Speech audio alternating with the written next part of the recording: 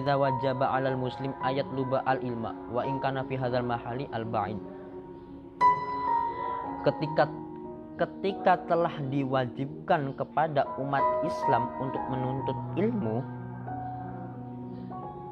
wa in kana fi hadzal mahali al ba'id, meskipun menuntut ilmunya itu di tempat yang jauh, fa kaifa la yajibu alaihi idza kana bainal ulama wala yulhiqu fi talabi katsiru mu'natin walaka. Maka bagaimana tidak wajib orang-orang yang kehidupannya di antara ulama dan dalam mencari ilmu tidak menemukan biaya yang banyak, kesusahan yang banyak, ya tentunya ya malah lebih wajib, kan seperti itu.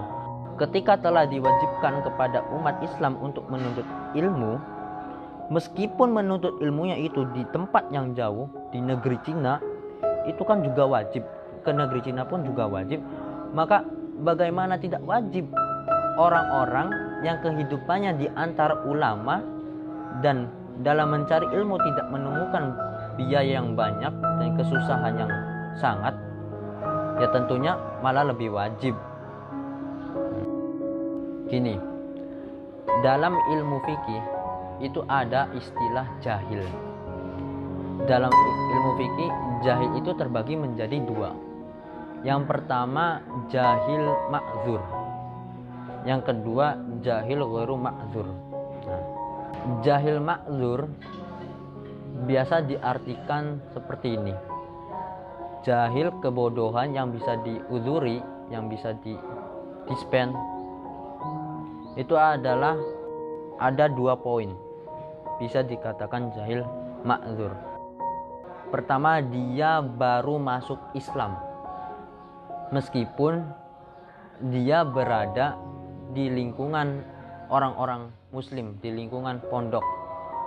Nah, itu bisa dikatakan jahil ma'dzur. Dia baru masuk Islam meskipun dia berada di ruangan pesantren. Nah, ketidaktahuannya dia itu bisa diuzuri. Dia memang jauh dari ulama, dari orang-orang yang mengerti tentang hal agama. Nah, itu juga dikatakan jahil ma'dzur, jahil yang bisa diuzuri.